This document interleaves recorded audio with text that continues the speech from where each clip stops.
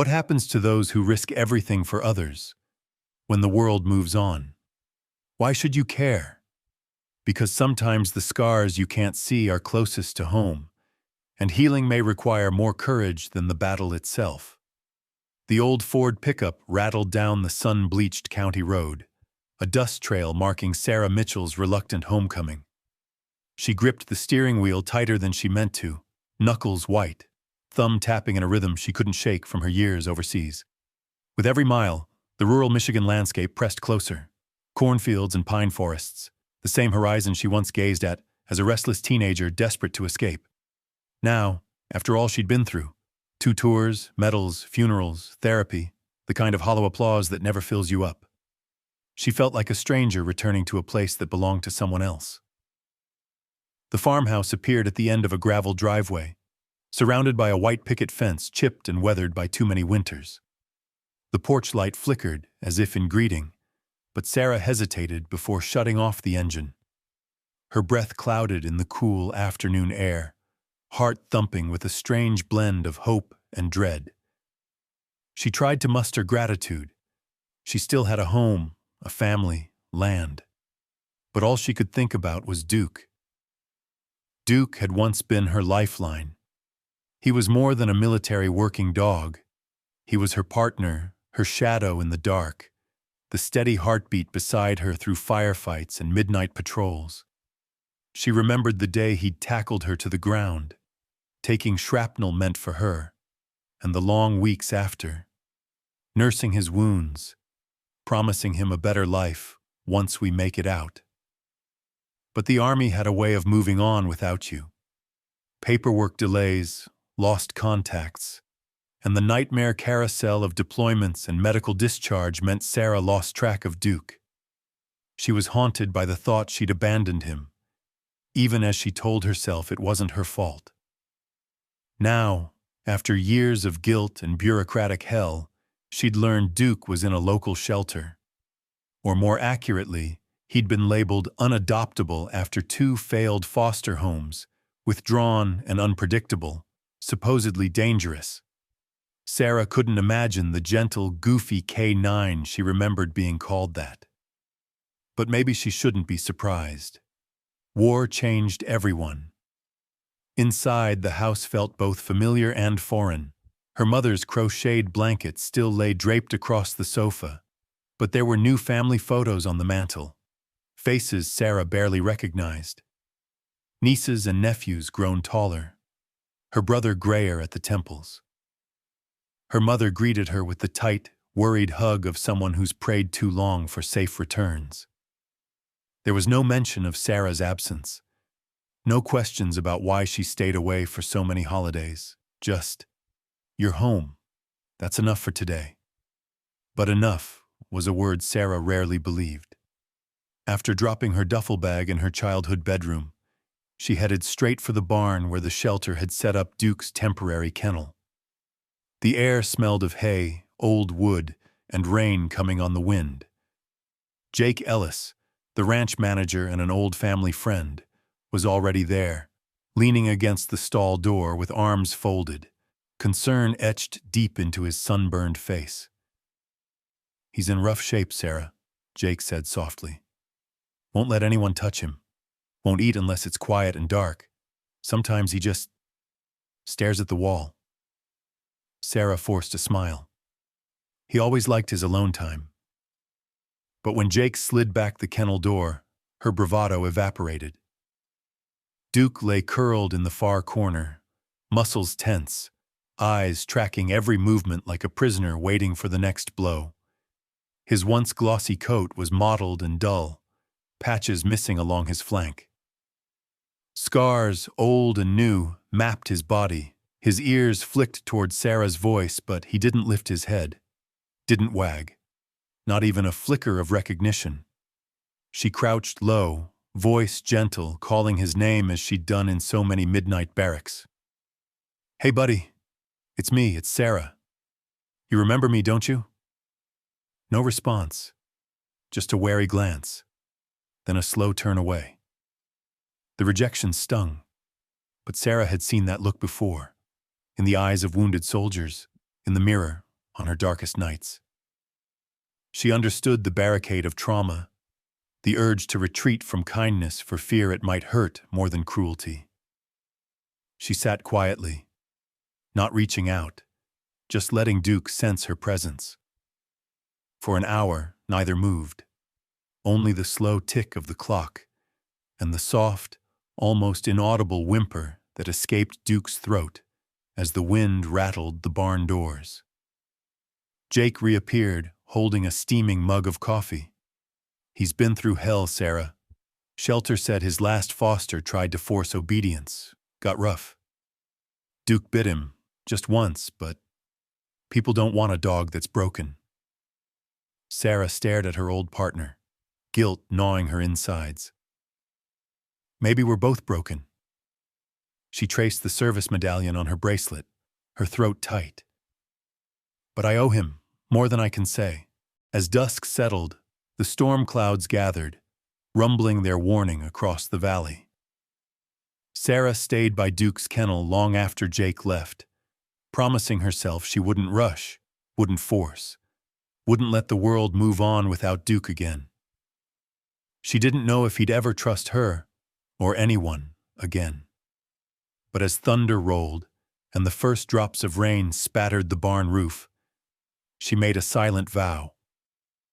Whatever it takes, she'd be here, for both of them. And for the first time in a long time, as lightning cracked the sky, Sarah felt the faintest flicker of hope. Maybe you couldn't really leave the past behind, but maybe, just maybe, you could start to heal. The next morning broke gray and heavy, the air thick with humidity and the lingering scent of last night's rain. Sarah barely slept. Each time she closed her eyes, images flickered, sand whipping across her boots, explosions blooming in the darkness, Duke sprinting ahead, then crumpling with a cry she could still hear years later. She splashed cold water on her face and stared at herself in the bathroom mirror. The lines at the corners of her eyes had deepened since coming home, and behind them lived a fatigue she'd never been able to outrun.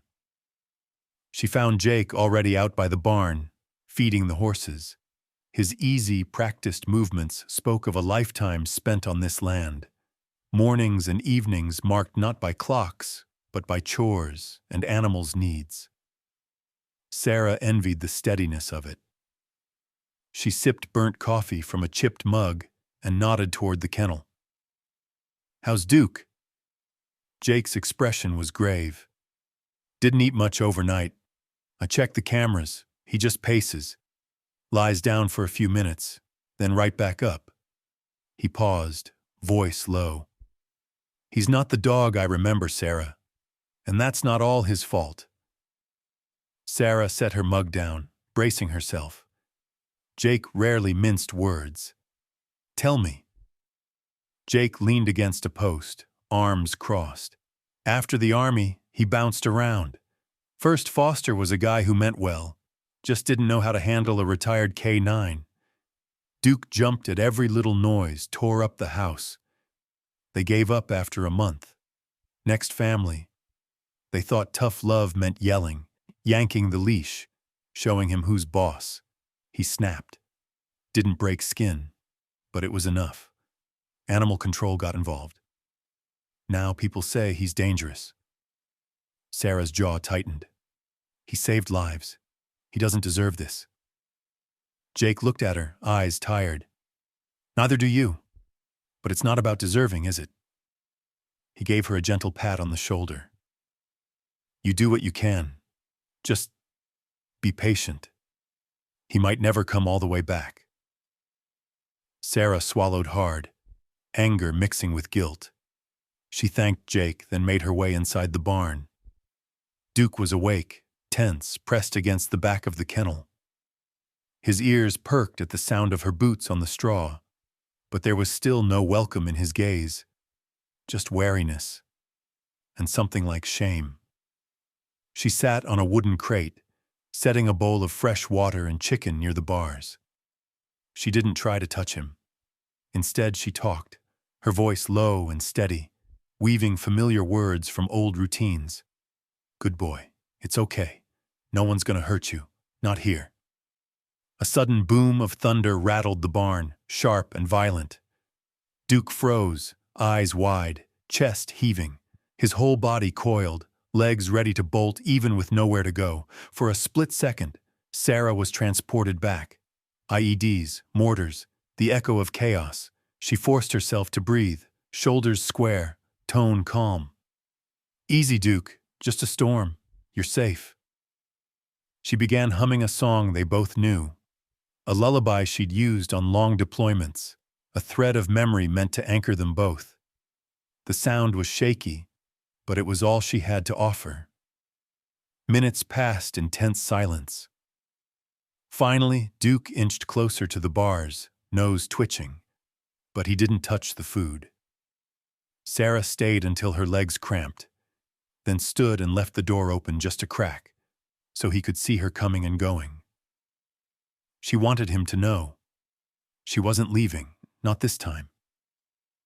Back at the house, her mother was waiting with fresh towels and an anxious look. "How is he?" "Scared," Sarah said simply, "but fighting." Her mother pressed her lips together. "Some wounds, you can't see." The phone rang, sharp, insistent.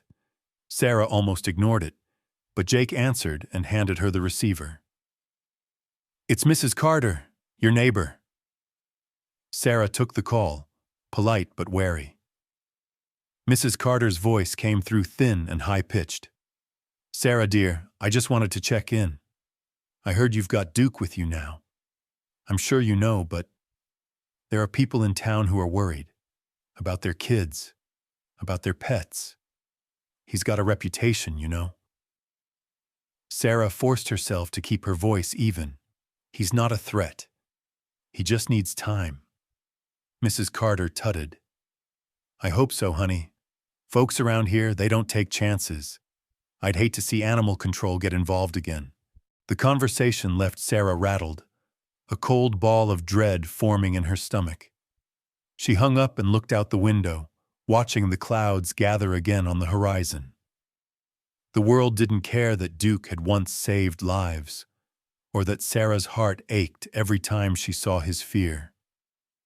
All they saw was a problem to be solved, a nuisance to be dealt with. She returned to the barn in the late afternoon. This time, she brought an old army jacket, hers faded and patched, still faintly smelling of sand and sweat. She placed it by the kennel, close enough for Duke to catch the scent.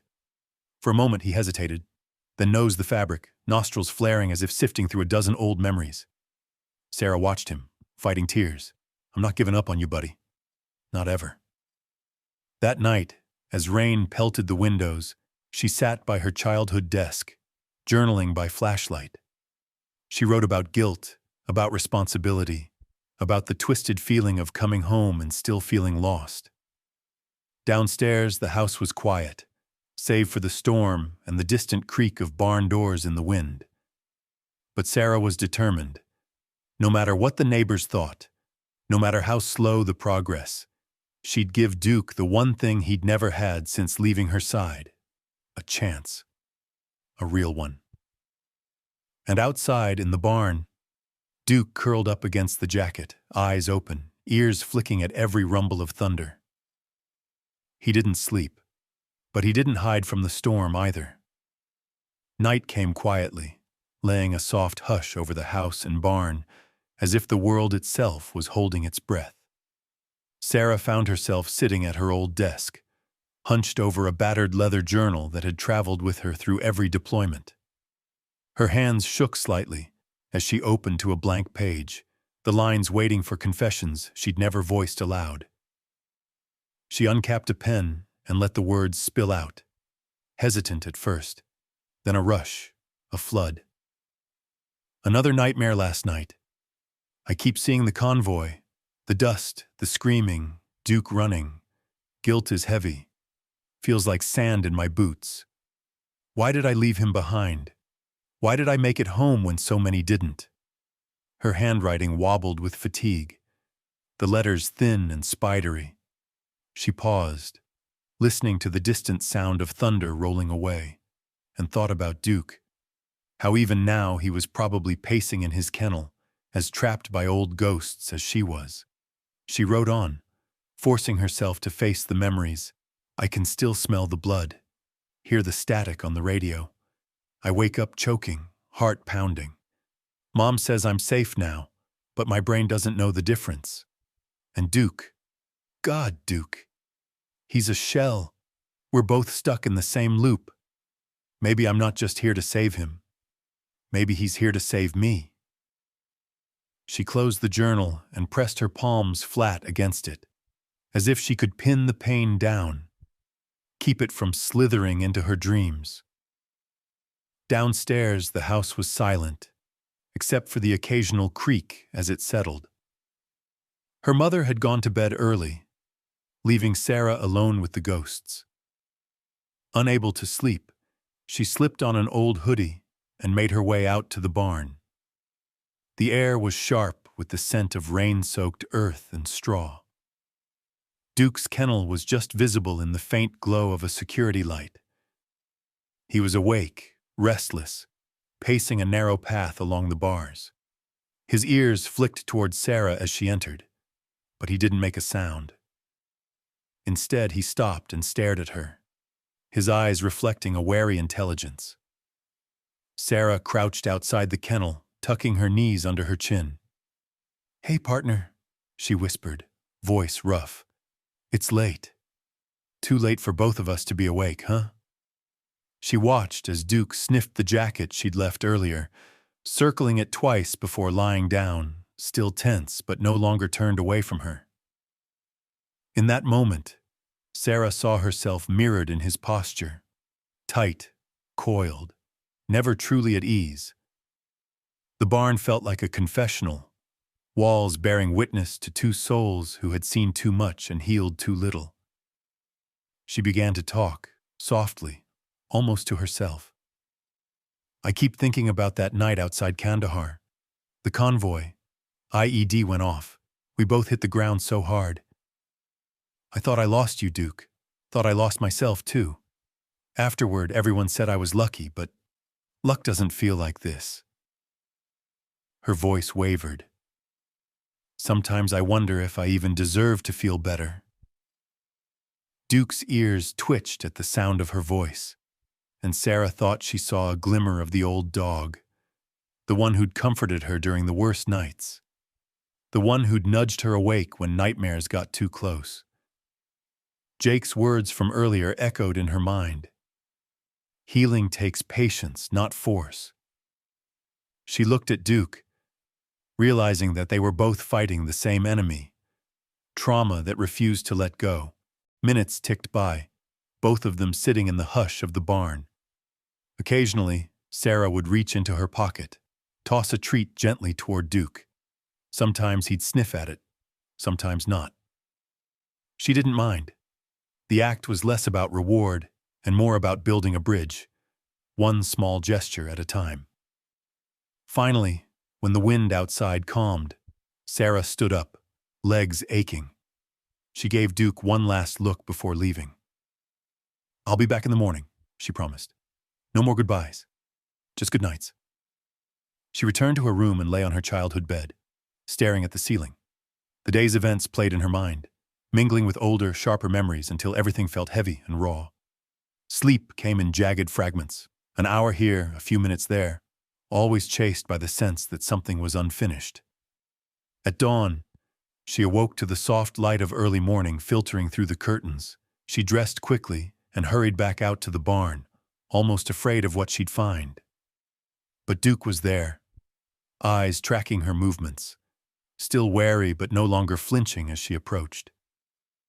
He had pushed her jacket closer to the bars, and Sarah's heart tightened at the sight. She spent the morning with him, reading aloud from a tattered paperback, her voice steady even when her hands trembled. Jake wandered in with fresh coffee, offering it without a word. He leaned on the doorframe and watched the quiet scene, a small smile on his lips. "Sometimes healing's just being there," he murmured. "You don't have to fix everything in a day, Sarah. You just have to show up." Sarah nodded, swallowing the lump in her throat. She knew he was right. She couldn't erase the past. Not for herself, not for Duke. But maybe if she kept showing up, if she gave Duke the time and space she wished she'd given herself, they could both find their way back from the edge. As the sun climbed higher and the barn warmed, Sarah felt something shift, a tiny, almost imperceptible change. She realized that, for the first time in a long while, she didn't feel entirely alone with her pain. Maybe that was the start. Maybe together, she and Duke could teach each other how to breathe again. Every healing journey starts with the smallest cracks, the kind you barely notice until one day, sunlight slips through. Sarah refused to rush. If war had taught her anything, it was that patience could mean the difference between safety and chaos. So each morning, she made the same choice. Coffee in hand, a tattered paperback or magazine tucked under her arm, she'd pull up a folding chair by Duke's kennel and settle in for the long haul. She read aloud, sometimes military thrillers, sometimes recipes from her mom's old magazines, her voice gentle, steady, an anchor thrown into uncertain water. At first, Duke's only response was a wary, sidelong glance. He'd lay curled up, eyes never quite closing, breathing shallow and fast. But Sarah noticed the micro-changes, the way his ears sometimes twitched toward her voice, the way he'd inch closer to the bars if she shifted her seat further away. It was a dance. 1 step forward, 2 steps back. She knew it well. On the third morning, she left a milk bone just inside the kennel door. Duke ignored it for hours, but by sunset, it was gone. The next day, he took a treat from her palm, though he never met her eyes. Each tiny victory was a salve, a reason to hope. When Jake stopped by, he'd smile, pretending not to notice the mist in Sarah's eyes. "He's got your stubborn streak," he teased. "Told you he wouldn't give up easy." Sarah grinned, grateful for the levity. He learned from the best. Still, it wasn't all steady progress. One afternoon, as thunderheads piled high over the fields, the barometric pressure seemed to press in on the barn itself. Sarah felt her skin prickle, a soldier's sense for oncoming trouble. Duke became more agitated, pacing in tight circles, whining low in his throat. The first rumbles of thunder sent him scrambling into the far corner, tail tucked, sides heaving. Sarah's heart pounded, memories surging, night raids, helicopter blades, the metallic taste of adrenaline. She forced herself to breathe slowly, reminding herself she was home. But Duke was losing himself, panic spiraling out. Sarah knew from experience that grabbing or restraining him would only make it worse. So she did the opposite. She sat cross-legged, just outside the kennel, lowering her voice to the cadence she'd used on midnight patrols. "You're okay, Duke. You're not alone, remember? Out and back, buddy. Out and back." Lightning lit up the windows, and the barn shook with thunder. Duke flinched violently, claws scrabbling on the concrete. Sarah wanted to reach for him, but she resisted, giving him the dignity of space. Instead, she began to hum that same lullaby, soft and steady, a thread tying past and present together. She told him stories of their old unit, recited the names of fallen friends, filled the air with her presence. For endless minutes, it felt like nothing would change. But then, as another crash rattled the barn, Duke turned, his whole body trembled, but he dragged himself forward, inch by inch, until his flank pressed against the wire closest to Sarah. She kept her voice steady, hiding her own fear. "I've got you, buddy. I'm not going anywhere. We're gonna ride this out together." She stayed that way until the storm passed, her knees numb, tears leaking down her cheeks, Duke finally slumping against the bars. When the thunder faded into a gentle rain, Sarah saw Duke's eyes flutter closed for the first time. He rested his chin on her jacket and let out a deep, rattling sigh, as if some ancient tension finally let go. Sarah exhaled, realizing she'd been holding her own breath. In the quiet that followed, she didn't try to fill the space with words. The barn was heavy with the smell of damp earth and spent adrenaline, a sanctum where two broken souls could finally find peace, if only for a night. That evening, as Sarah walked back to the house, she felt lighter. The path was muddy from rain, but she didn't mind. The mess was proof of survival. Her mother met her at the door, relief plain in her tired eyes. "Did he eat today?" Sarah nodded. "He did, and he let me sit with him through the storm." Her mother wrapped her in a quick, fierce hug. "You both deserve some peace." Upstairs, Sarah pulled out her journal, hands steadier than before. She wrote about the thunderstorm, about Duke's trembling courage, about how healing was slower than she wanted, but deeper than she'd hoped. She found herself smiling, just a little, at the memory of Duke's weight pressed close to hers. In the barn, Duke slept deeply for the first time since coming home. He twitched in his dreams, paws running, but there was no barking, no yelping, only the quiet peace of a dog beginning to trust again. Over the next few days, Sarah built on that fragile trust. She kept routines predictable. Same feeding times, same quiet reading, same patience. She never reached for Duke unless he approached first, and little by little, the wall between them crumbled. Duke began to greet her at the bars, tail wagging tentatively, accepting treats and scratches behind his ears. He followed her voice through the barn, pausing when she paused, as if relearning the world with her as his guide. Sometimes progress felt impossibly slow. Setbacks happened, like the far-off sound of fireworks or a sudden shout sending Duke back into his shell.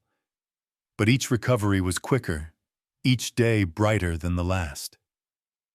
One night, as another distant storm rolled in, Sarah lay on the barn floor, reading aloud.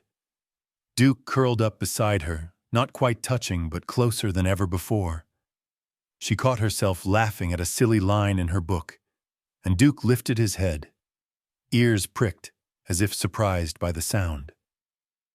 For the first time, he pressed his nose to her hand, a warm, wet affirmation that neither of them was alone anymore. It was just a tiny crack in the wall, but through it, hope blossomed. Sarah woke before sunrise, the sky still bruised with the last traces of night. She slipped on her boots, grabbed a flannel shirt, and padded quietly out to the barn, coffee steaming in one hand, and a faded first aid kit tucked under her arm. For days, she'd noticed Duke limping ever so slightly, favoring his back left leg. But every time she tried to look, he'd edge away, wary, not ready to let down his guard. Today felt different. Last night's breakthrough had left a crack in his armor. He'd fallen asleep beside her after the thunderstorm, letting out deep, even breaths. Sarah wondered if he'd finally decided she was safe enough to trust, at least a little. The barn was quiet, filled with the soft rustle of hay and the creak of the old rafters. Duke greeted her at the kennel gate, tail wagging tentatively, eyes more curious than afraid. Sarah smiled, crouching low. "Morning, buddy. Can I take a look at that leg today?" She spoke softly, making no sudden moves. She set the coffee aside and offered her hand, palm up. Duke sniffed it, then, miracle of miracles, nudged her fingers with his nose, allowing her to slowly open the kennel door. She waited, heart pounding, letting him come to her on his own terms. When he stepped out, she kept her movements slow and gentle, resisting the urge to rush. Kneeling beside him, she saw the injury clearly for the first time, a small, old wound half hidden beneath matted fur, red and angry-looking, the kind of thing that had likely gone untreated for months. "You've been tough for a long time, huh?" Sarah murmured, voice thick with guilt. "You shouldn't have had to be." She wet a cloth with warm water, talking all the while. Stories of their time overseas, memories of days spent training, nights huddled together in cramped tents. She cleaned the wound carefully, dabbing antibiotic ointment and wrapping it with a gentle hand. Duke flinched at first, but didn't pull away. Instead, he watched her with wary, intelligent eyes, as if weighing her intentions and finding her worthy. When she finished, she looked into his eyes, searching for that connection they'd shared in another life. "I know it hurts. I'm sorry I wasn't there to protect you. But I'm here now. We can take care of each other." She stayed beside him until he finished eating his breakfast, making a game of dropping treats in his bowl and laughing when he nosed them around. It was the kind of easy companionship they'd once taken for granted, now painstakingly rebuilt one small moment at a time. That afternoon, Sarah found herself digging through boxes in the attic, searching for something she hadn't thought about in years. Finally, under a pile of old uniforms and army paraphernalia, she found it, their service bell. It was a simple thing, battered from travel, the clapper dulled by years of use. In Kandahar, she'd trained Duke to come to the bell's ring, no matter where he was or what was happening around them. It had saved her more than once, its chime cutting through chaos and fear. She dusted it off and carried it down to the barn, heart in her throat. "Remember this, Duke?" she said, voice trembling with hope. She rang the bell, softly at first, just a gentle ting-a-ling. Duke's ears perked up immediately. His entire posture changed, eyes sharp and alert, head tilted in curiosity. Sarah rang it again, this time a little louder. Duke stepped forward, tail rising, recognition flickering in his gaze. Sarah blinked away tears. "That's right, boy. We're still a team. You remember." She set the bell on the floor, letting Duke sniff it. He nudged it with his nose, then looked up at her with something close to his old spark.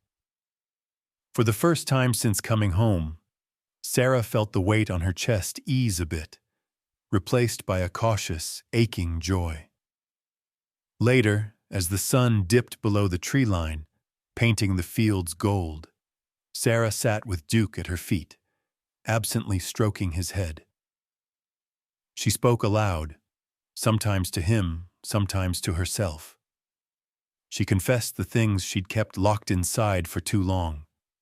The guilt of having survived, the pain of leaving friends and Duke behind, the sleepless nights haunted by what-ifs and if-onlys.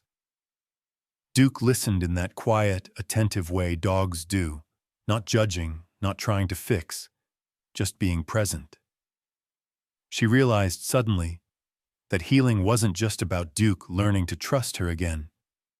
It was about her learning to trust herself, to believe that she was worthy of forgiveness and of moving forward. Jake stopped by before supper, leaning on the barn door with a grin.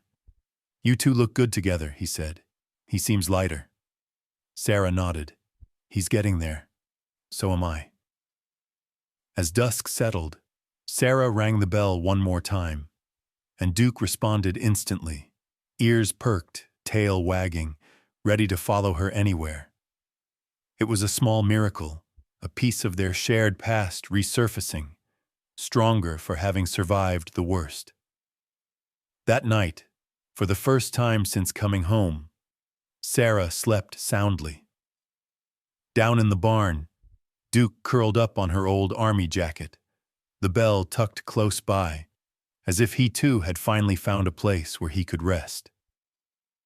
For both of them, trust wasn't a single act, but 1,000 tiny choices, offered and accepted day after day.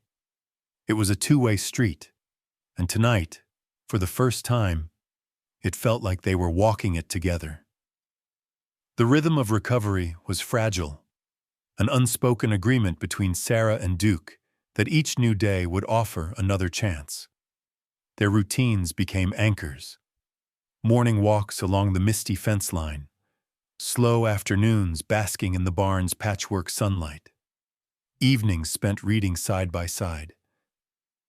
For a little while it felt like hope had finally taken root. But in a small town, rumors traveled faster than healing. The first hint of trouble arrived on the wind. Snatches of conversation overheard at the hardware store, whispers from neighbors leaning on their mailboxes. Jake tried to shield Sarah from most of it, but even he couldn't stop the tide. Mrs. Carter's call had been only the beginning. Now word had spread of Duke's troubled history, his outbursts and scars. People wondered aloud if he was dangerous, if Sarah was making a mistake bringing him back into the community. One morning, Sarah returned from the barn to find an anonymous note taped to the front door. "Keep your dog leashed. If anything happens, it's on you." The words were sharp, pressed deep into the page with angry pen strokes. Sarah's hands shook as she read it, a cold ball of fear settling in her chest. She wanted to believe it was just ignorance, not malice. But after everything, trust came slowly. Jake found her on the porch, crumpling the note in her fist. "Don't let them get to you," he said quietly. "Most folks are just scared of what they don't understand." "It's not just about me," Sarah replied. "If anything happens, if Duke so much as barks at someone the wrong way, they'll come for him. I won't let him go through that again." That afternoon, the situation escalated. A county animal control officer arrived, clipboard in hand, face set in a grim line. "We've had complaints," he said, glancing toward the barn. "Neighbors are worried about their kids, their pets. I need to assess the situation." Sarah bristled, fighting the urge to slam the door. Instead, she nodded. "Of course. Duke's inside the barn. He's not a danger to anyone, but you can see for yourself." She led the officer inside, heart hammering, praying Duke would stay calm. The dog sat near the open kennel, tail thumping softly, watching Sarah for cues. The officer approached cautiously, body tense. "Hey, Duke," Sarah said gently, kneeling beside her old partner. "It's okay. He just wants to say hello." Duke's eyes flickered from Sarah to the officer and back, but he stayed still, head lowered in a submissive gesture. The officer made notes on his clipboard, lips pursed. "He's bigger than I expected," he remarked. "Lot of muscle." "He's a retired service dog," Sarah explained, keeping her voice level. "He's been through a lot, but he's not aggressive. He just needs space and patience." The officer nodded but remained unconvinced. "Just be aware. If we get another report, we may have to take further action. There's a town meeting tomorrow night. You might want to be there." When he left, Sarah let out a shaky breath. Jake squeezed her shoulder. "We'll handle this. You're not alone." The night Sarah lay awake, anxiety thrumming through her veins.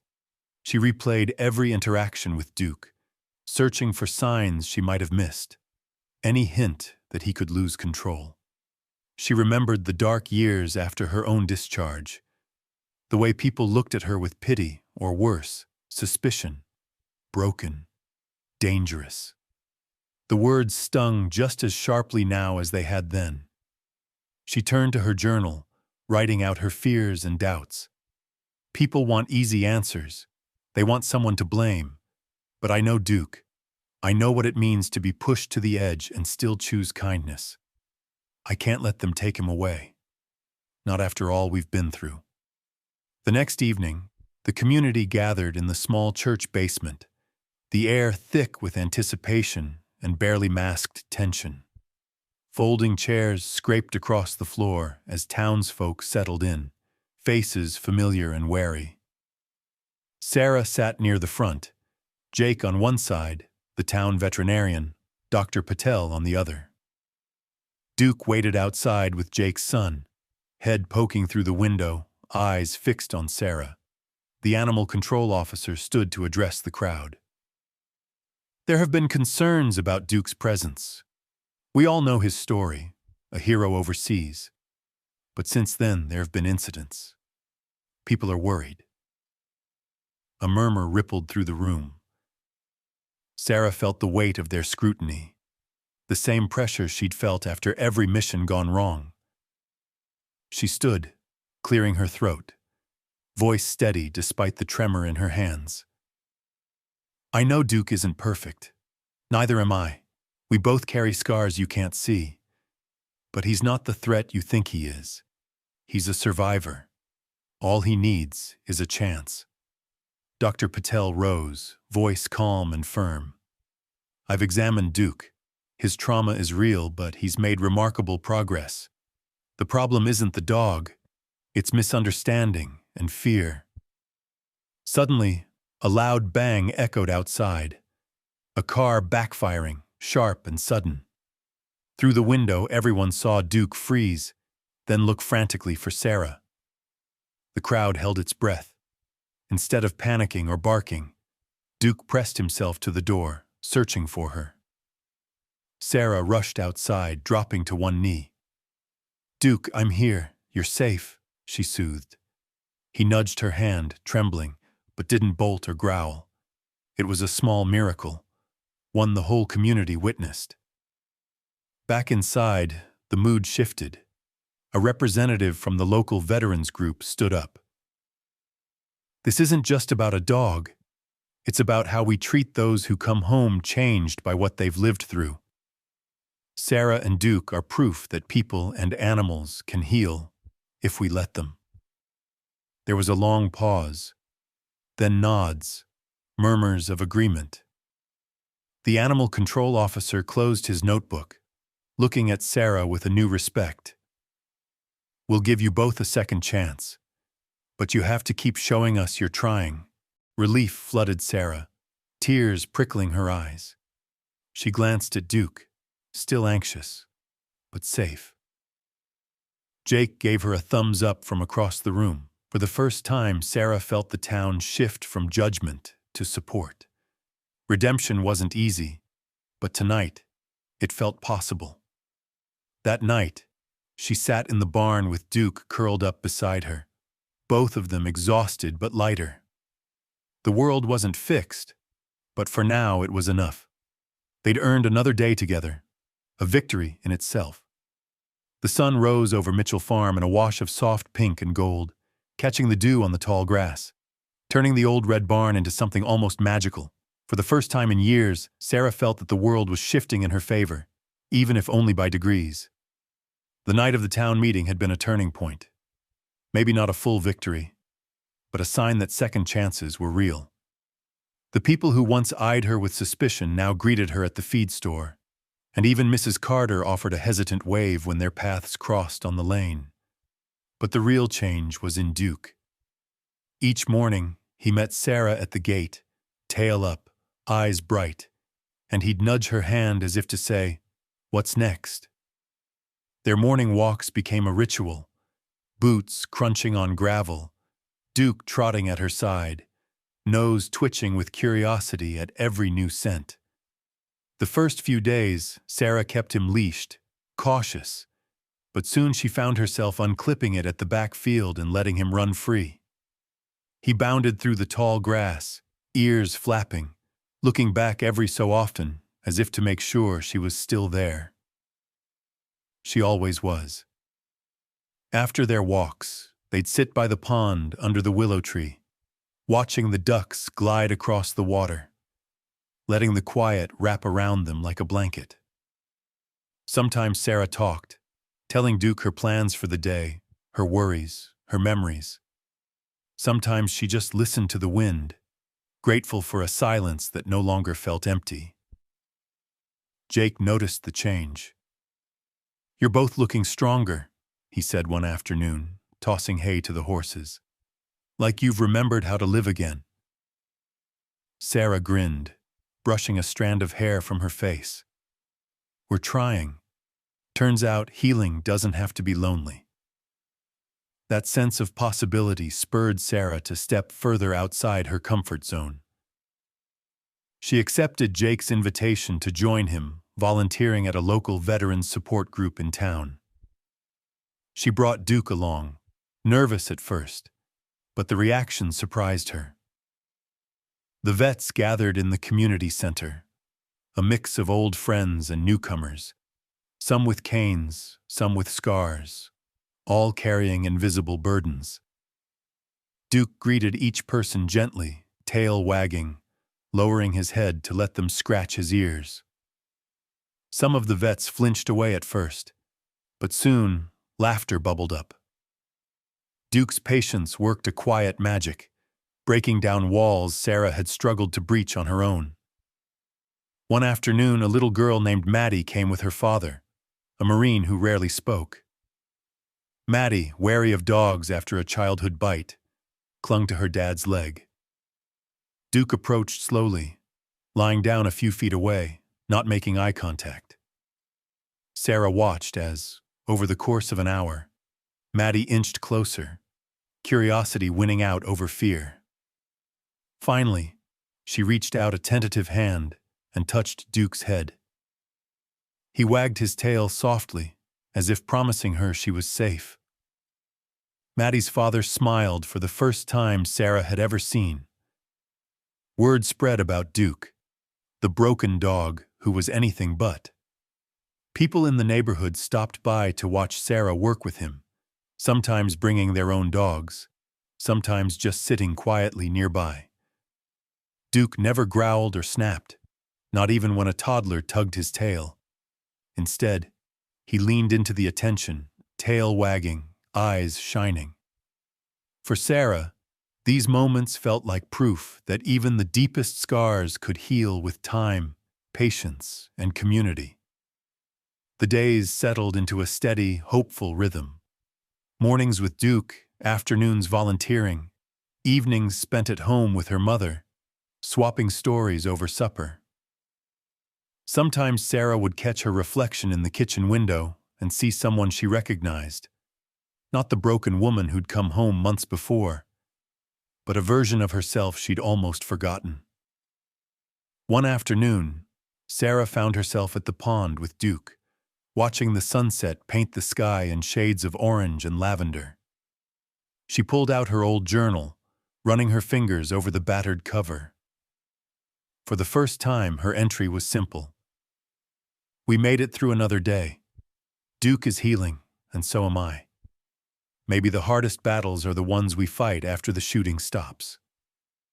That night, Sarah and Duke lay on the porch as fireflies sparked in the grass. Her mother brought out lemonade and sat with them, watching the night settle in. "You know," her mother said softly, "I used to pray you'd come home safe.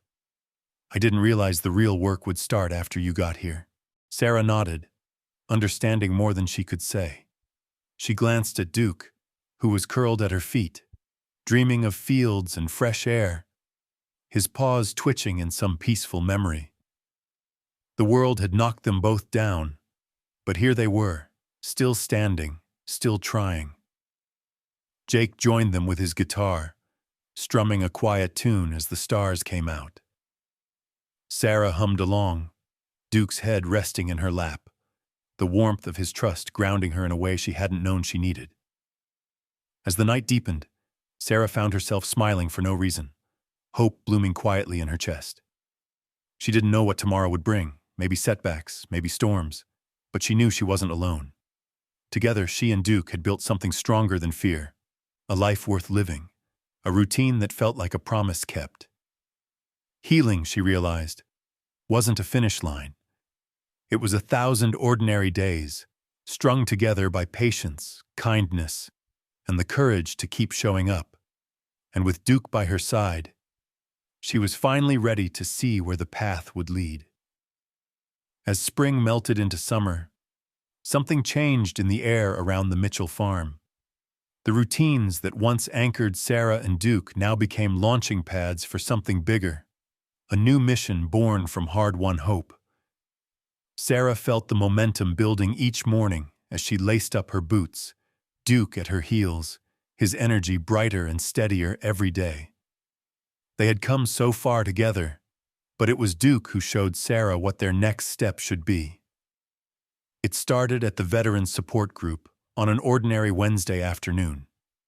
Jake and Sarah had finished setting up chairs and making coffee when an older vet, his hand trembling as he held his cane, pulled Sarah aside. "Wish I had a dog like Duke," he said, voice low. "Not just for company. Some nights, it's tough just to sit in the dark. Seeing you two, it helps." Sarah felt something stir inside her, a sense of purpose sharper than anything she'd known since her service days. She glanced down at Duke, who seemed to understand, pressing his head against the vet's knee, gentle as ever.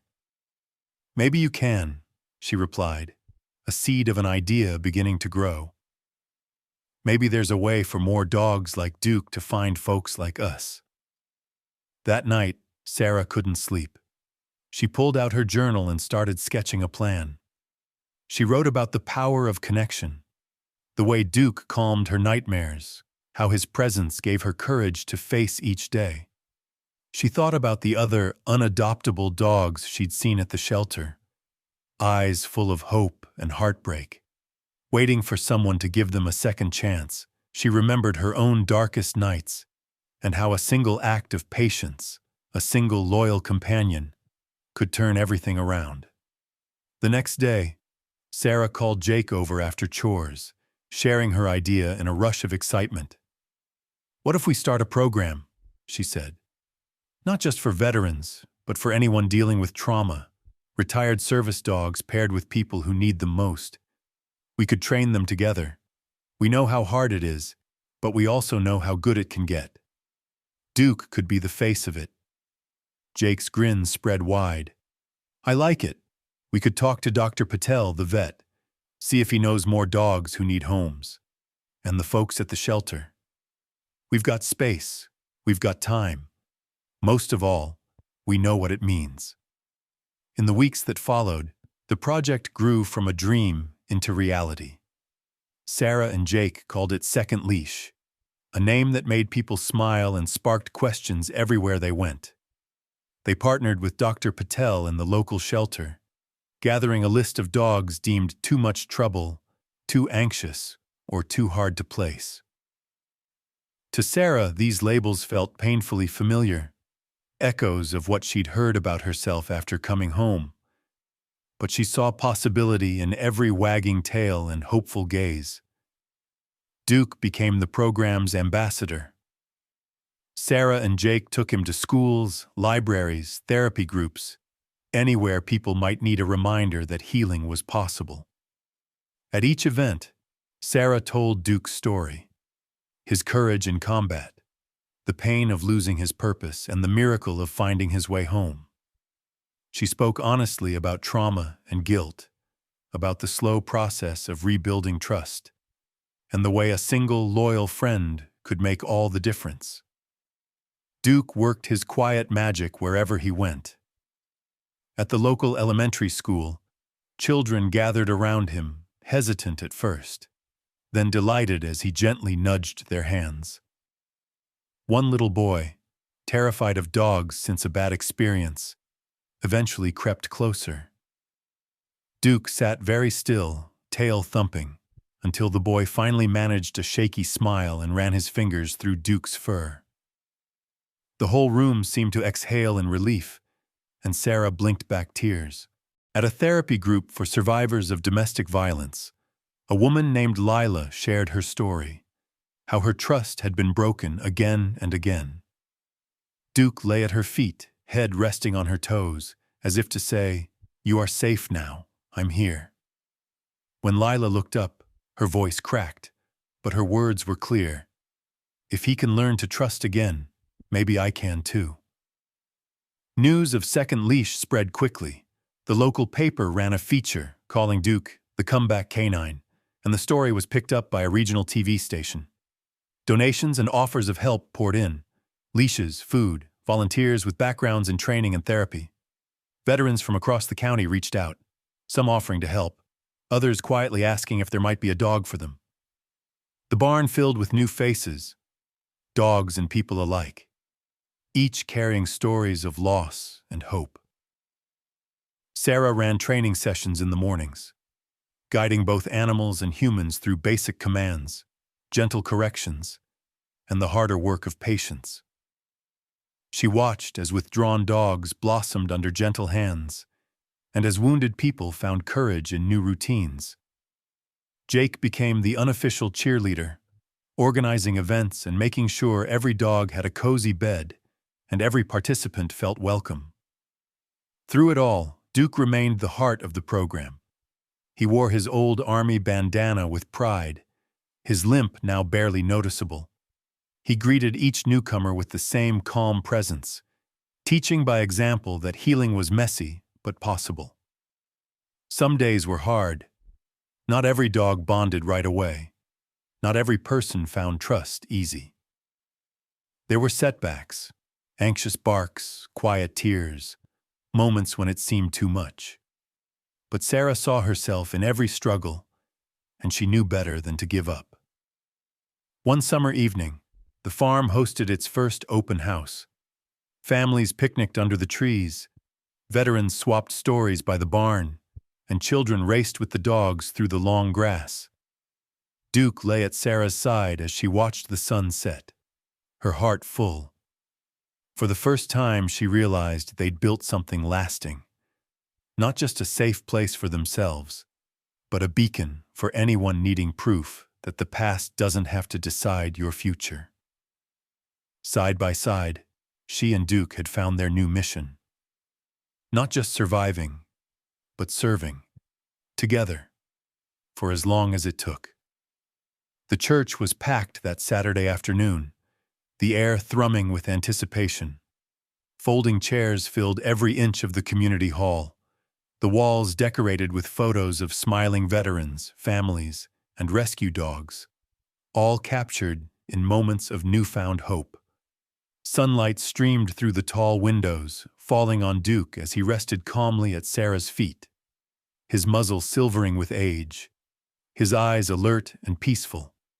For Sarah, the event felt surreal, a gathering not just to celebrate Second Leash's success, but to share the truth about healing, scars, and the real journey home.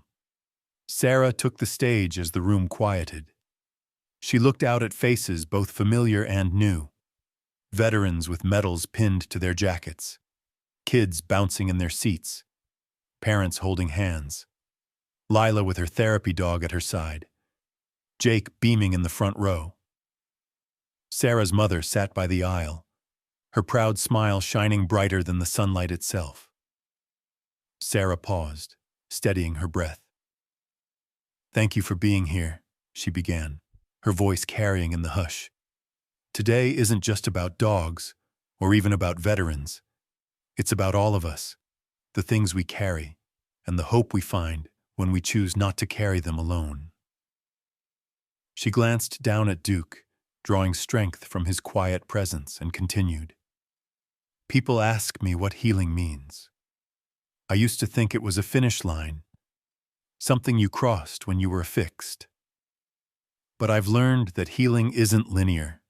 It isn't neat or tidy. It's a mess, a back and forth, sometimes more setbacks than steps forward." A ripple of recognition ran through the crowd. Heads nodded, eyes glistened. Sarah pressed on, her words honest, unvarnished. "I had nights when I wanted to quit, when Duke wouldn't eat or let me touch him, when the nightmares felt louder than my heartbeat, when every little failure seemed to erase all our progress. But then something would shift. A quiet moment, Duke's head on my knee, a stranger's smile at the shelter, a day without fear. That's healing too. Not the big triumphs, but the small, stubborn hope that tomorrow might be a little easier." She told the story of Duke's journey, how he'd been labeled unadoptable, discarded by people who only saw his scars. "They told me he was broken, too far gone.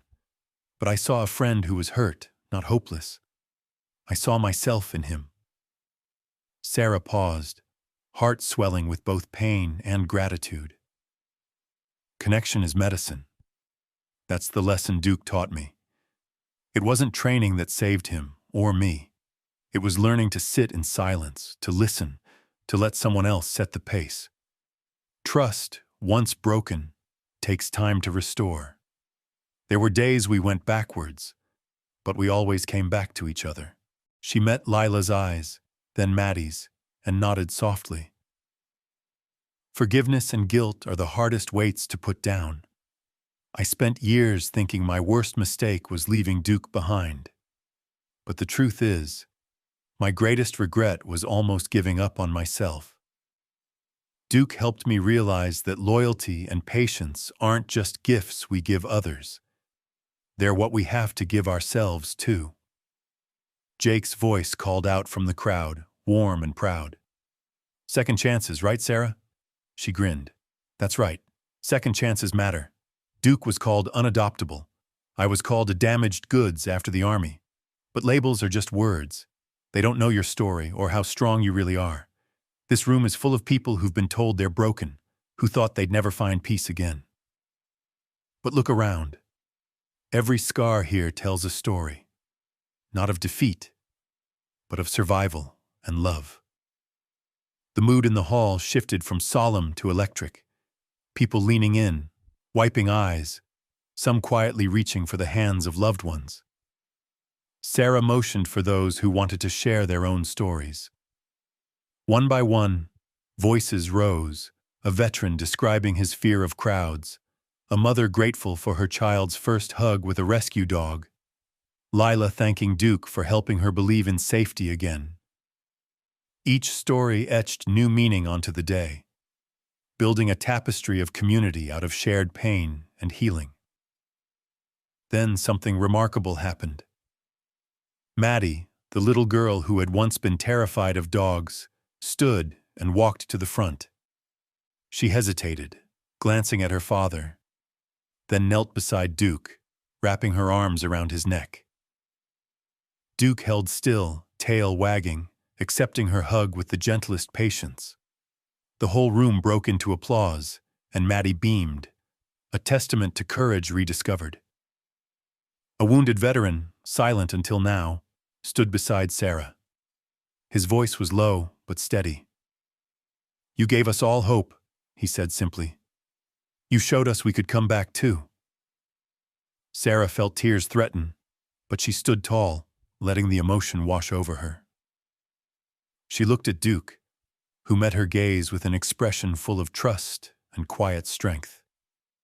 She thought of every setback, every sleepless night, every moment she doubted if either of them could make it. "Healing isn't something you do alone," she finished, her voice strong. "We all need each other, and we all deserve a second chance."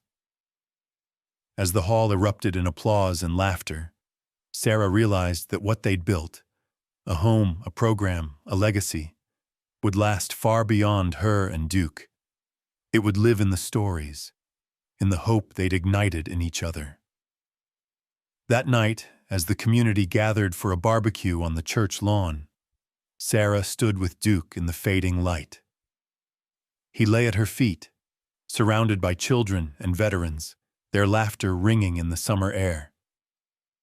Sarah felt the weight of her scars, but also the strength they had given her, the proof that healing was possible, and that no one's story was over until they decided it was.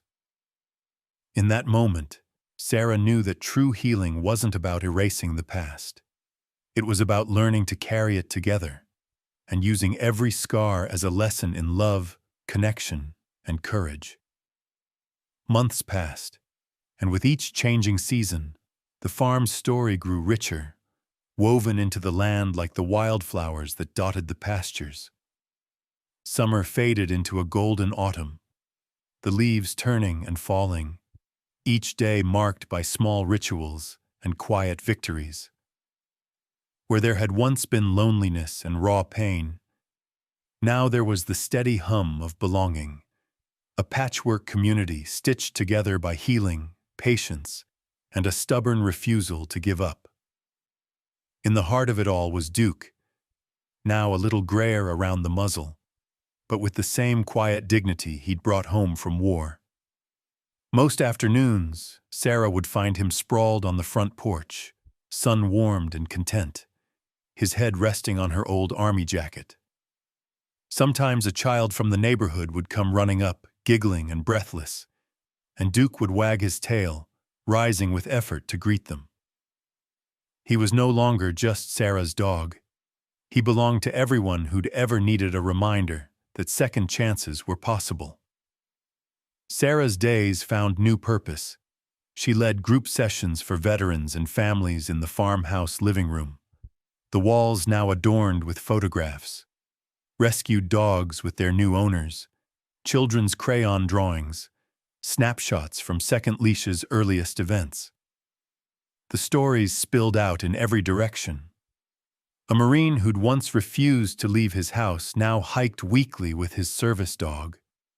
A family who'd feared broken dogs adopted a gentle giant after meeting Duke, sending updates and holiday cards every few weeks. Sarah's mother loved to say that the house had never been so full, not just with people, but with hope. During these sessions, Sarah would look around at the faces, some lined with age, others just beginning to understand the world, and feel a surge of gratitude.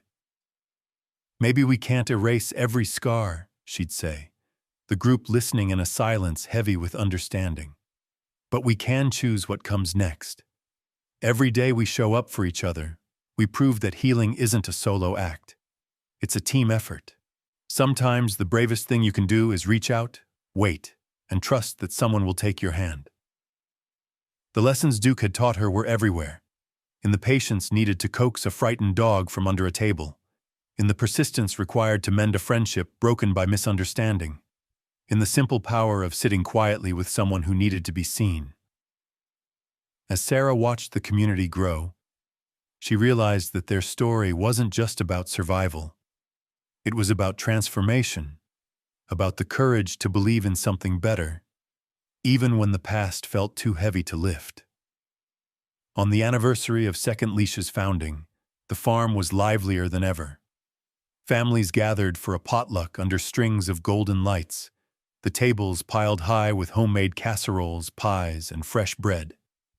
Children played tag with the dogs, their laughter rising above the gentle strumming of Jake's guitar. Veterans traded stories by the fire pit, some for the first time letting their guard down, trusting that their pain would be met with understanding, not judgment. As the sun dipped low, painting the fields in amber, Sarah took a quiet moment with Duke by her side. She ran her fingers through his fur, feeling the years in every gray hair and healed scar. "Thank you for waiting for me to come home," she whispered, her voice soft but full. "Let's keep healing, together." She gazed across the field, where families mingled, dogs romped, and old friends reunited. She knew that this was the legacy she wanted, not medals, not headlines, but a living, breathing testament to the power of perseverance and love. Every photo on the wall, every wagging tail, every hand held in comfort, was proof that even the most wounded hearts could find a place to belong. As dusk settled, Sarah gathered everyone for a final message beneath the old oak tree. The group fell silent, candles flickering on tables, Duke resting at her feet. She took a breath, feeling the weight of every story they'd lived through together. "I used to think courage was just about surviving the worst day," she began. "But I've learned it's about coming back, again and again, for hope. It's about choosing to love, to forgive, and to try, even when you don't know what tomorrow holds. Our scars don't define us. They remind us that we kept going, and that we never have to do it alone." She looked down at Duke, and her eyes glistened. "This journey isn't just mine or Duke's or anyone's alone. It belongs to every one of you who dared to believe in second chances. Thank you for being a part of our family. Thank you for helping us remember that healing is never out of reach. The group broke into gentle applause, hugs and laughter blending with the chorus of crickets. Duke lifted his head, thumping his tail once, twice, as if to add his own thanks. As the party wound down, Sarah watched a new family say goodbye, their newly adopted dog trotting happily beside them, tail wagging in the moonlight. She felt a fierce, quiet joy, knowing that somewhere another story of healing was just beginning. And finally, as the night deepened and the last guests drifted home, Sarah and Duke walked the familiar path through the sunlit field, children and veterans trailing behind, the world around them alive with possibility. The journey from brokenness to hope was never simple, but in every step, every scar, they had found not just survival, but a legacy that would last. Because in the end, the heart always remembers, and the bravest thing you can do is keep walking forward, together.